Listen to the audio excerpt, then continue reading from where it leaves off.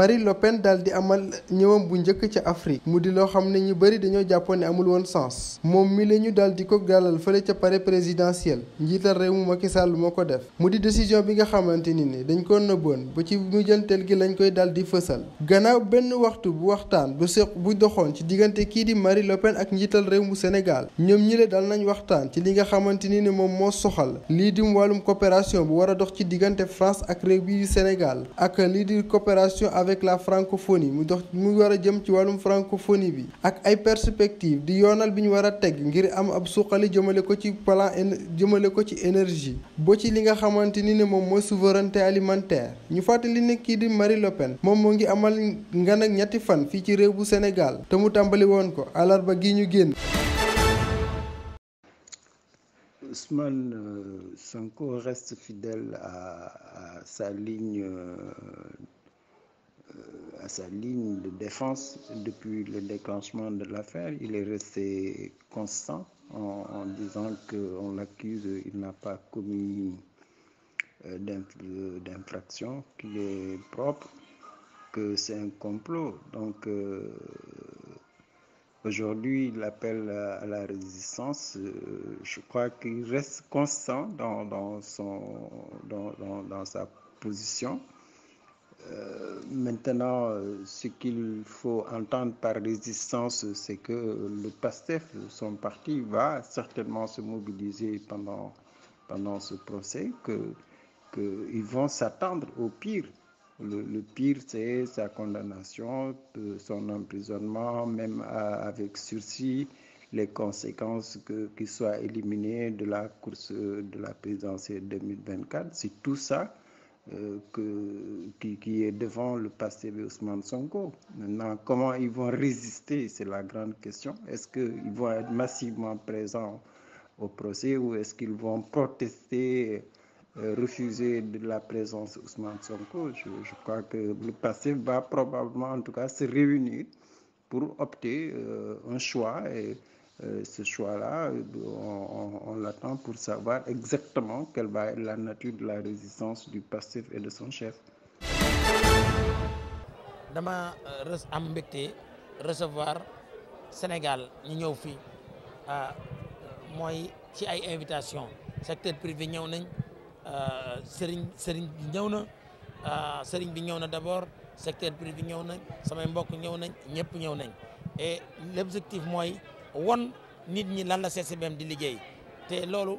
bu leen taxaw ci jour yii di ñëw 3 jours yëpp am na ay panel yu fi am fii y a de l'événementiel ngeen ñëw xool les débats yi ñuy def ak li ñuy def lépp pour que au moins ñu mën di xool ci expérience yi nga xam ne nii moom lañ fi def ak jeunesse bi CCBM mi ngi ci secteur yu bari da koy développer et dana fexe ba nga xam ne nii secteur yooyu dana gën a développer ak yeneen secteurs yu mu war a dugg léegi nag li muy ñaan rek mooy l'ensemble de la jeunesse ñu jàpp ne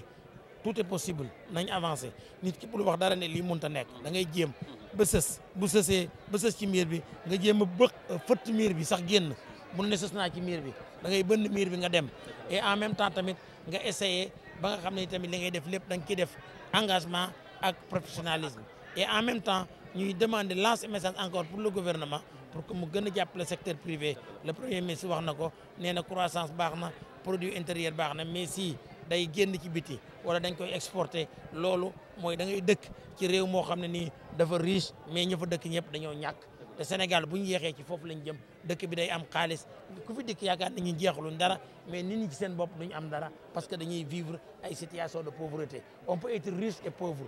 et pauvre mooy nekk toujours ci tension soo nekkee ci tension mooy tu es riche mais tu es pauvre. géntug sa premier ministre. ah géntug premier ministre. waaw non loolu y a pas de problème danañ ko non ñu ngi ci sax am nañ CCBM immobilier et am na suñu rakk yoo xam ne ñu ngi ci déjà maa ngi leen di gërëm leen sant merci beaucoup. seen professionnalisme ak seen njàmbarte ngir yëkkati lii di honneur drapeau réew mi moo waral ñi daal di décorer ci lu tollu téeméer ak ñeent fukk officier policier fale ci république démocratique bu Congo mu nekkoon benn mission de maintien de paix ci diwaanu Beni ak Butembo loolu nag daal di jur benn sentiment de satisfaction et de reconnaissance ci l'armée bi jàmbaar yooyu les kat ñu ngi leen di xaarandi ci ay fan yi di ñëw. ngir wane seen ñàkk a ànd ci mesures yi nga xam ne gouvernement bi jëm na ko te mu jëm ci secteur routier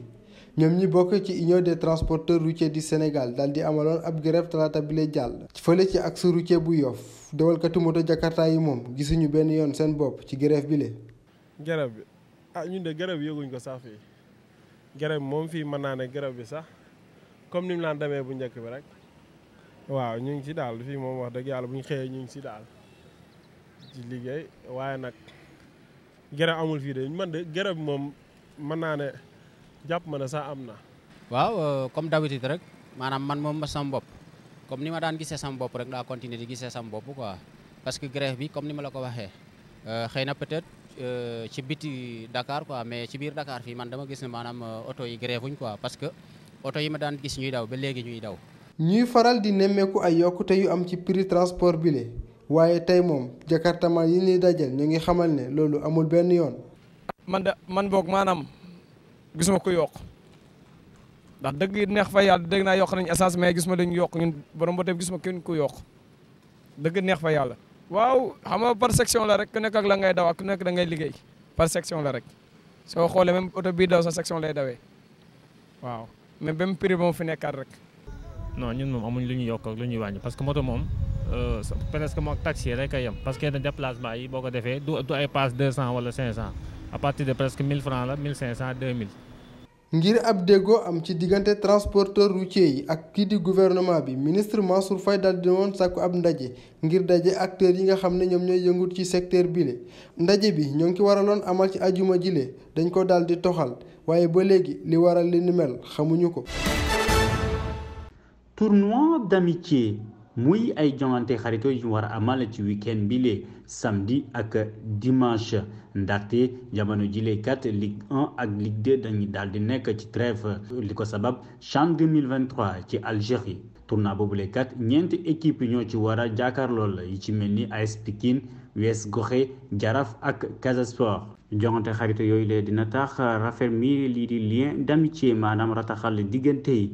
boobule initiative kii di Augustin Senghor di président fédération sénégalaise bu football Cheikh Seck ñoo daal di jël boobule initiative ndaxte jamono yoolee ci gannaaw AS Pikine ak Jaraaf dañuy daal di jàppante programme samedi janvier 2021 ci stade Iba Mar Diop AS Pikine dina jàkkaarlool ak US Gorée ci deuxième heure bi Jaraaf dina sëgg ak Casa Sport final yi ñu koy xaarandi ci dimanche. équipe nationale bu Sénégal jamono jilekat mu ngi wàcc bu baax a baax lii di tournoi UFOA jaune à fale ca Cap-Vert du 20 au 30 janvier 2022 première édition bi Sénégal